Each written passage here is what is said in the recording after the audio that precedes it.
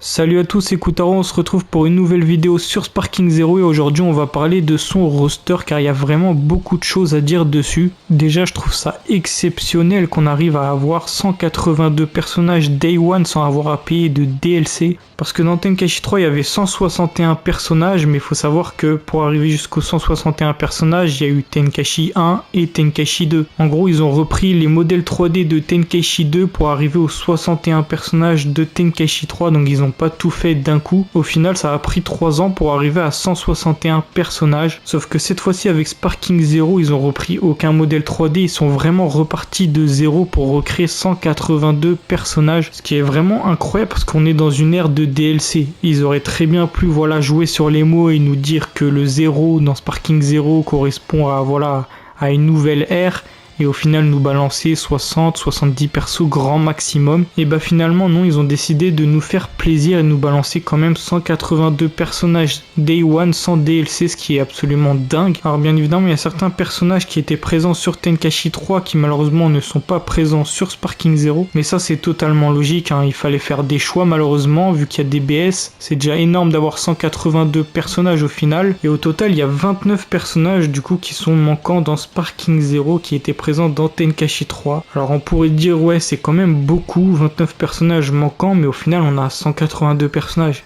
Si à la limite on avait 70-80 personnages, là oui ça serait un peu dommage de pas les retrouver, mais là on a 182 personnages.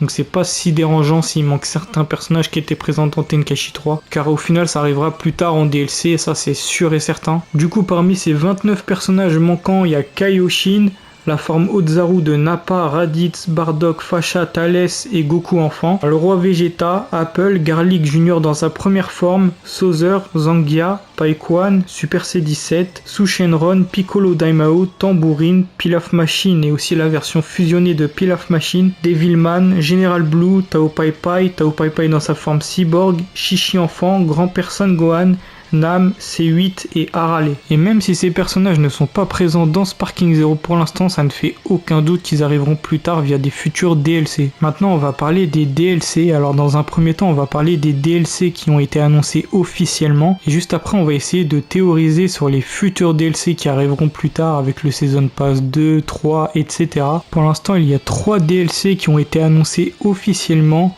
Alors il y a celui de Super Hero, celui de Dragon Ball Daima, et pour le troisième, je pense tout simplement qu'on aura soit un deuxième DLC de Super Hero ou soit un deuxième DLC de Dragon Ball Daima. Si je dis ça, c'est parce que je pense vraiment que s'il y aurait eu un troisième DLC qui serait sur un autre film ou une autre saga, ils l'auraient précisé ou ils auraient mis un point d'interrogation. Donc je pense clairement que soit Super Hero aura un deuxième DLC ou soit pour Dragon Ball Daima. Donc je pense clairement que soit Dragon Ball Super Hero aura un deuxième DLC ou soit Dragon Ball Daima aura un deuxième DLC. Du coup dans les 3 DLC qui ont été annoncés officiellement, on aura plus de 20 personnages. Alors dans le DLC de Super Hero, je pense que déjà on aura Gohan Beast. Maintenant est-ce qu'on aura toutes les formes de Gohan avec ? Est-ce qu'on aura Gohan normal, SCJ, Ultimate et ensuite Gohan Beast ? Honnêtement ça m'étonnerait qu'on ait toutes ces formes étant donné qu'on a déjà Gohan DBZ et que dans Super Hero, à moins que je me trompe, il a pas fait de nouvelles attaques à part quand il était dans sa forme Beast. Du coup je pense qu'on aura directement Gohan Beast sans ses autres formes, ou alors on aura Gohan Ultime qui se transforme en Gohan Beast. Ensuite on aura forcément les Gamma.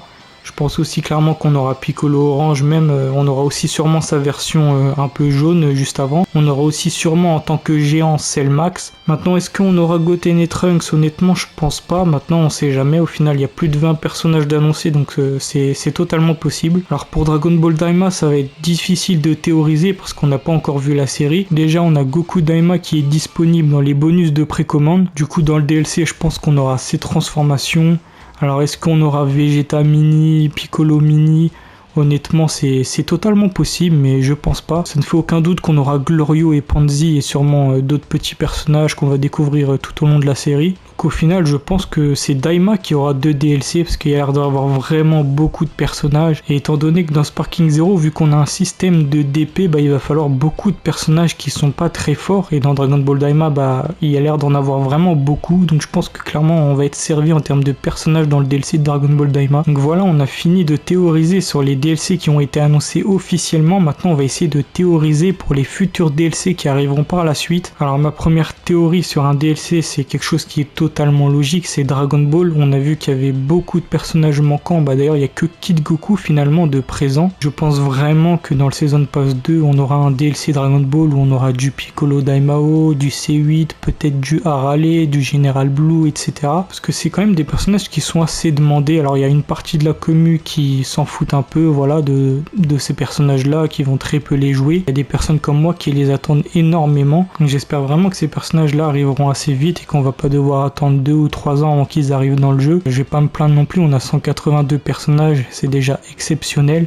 Mais j'espère quand même que les personnages de Dragon Ball arriveront assez vite. Ensuite, un autre DLC qui peut être évident, c'est celui de Dragon Ball GT. J'ai vu que beaucoup de monde sur le réseau était dégoûté de ne pas voir Super C17 dans Sparking Zero, et d'ailleurs moi aussi je le suis parce que c'était un personnage que j'aimais beaucoup et que j'attendais beaucoup. Et voilà, faut pas s'inquiéter, c'est sûr qu'il arrivera tôt ou tard dans un DLC de GT. Et du coup, le DLC de GT, en vrai, il pourrait amener d'autres personnages qu'on n'a jamais vus dans les jeux Dragon Ball et qu'on n'a pas vu dans Tenkaichi 3. Parce que ça m'étonnerait qu'il fasse un DLC juste pour Super C17, donc vraiment il y a moyen qu'on ait par exemple du Vegeta GT. Personnellement, je le verrais plus en tant que skin qu'en tant que personnage, mais on peut avoir aussi Rildo. Je sais pas si je me trompe sur le nom, il me semble qu'il y a un personnage comme ça, un peu robotique dans Dragon Ball GT, qui a plusieurs formes d'ailleurs. Donc voilà, il y a quelques personnages encore à faire dans Dragon Ball GT qui pourraient être dans un DLC. Ensuite, un autre DLC qui peut paraître évident, ce sera un DLC spécial pour les Ozaru, étant donné que dans Sparking Zero, on a que Vegeta Ozaru et Baby Ozaru. Et dans Tenkaichi 3, on en avait beaucoup plus, comme je vous l'ai dit tout à l'heure, on a du Thales, Nappa,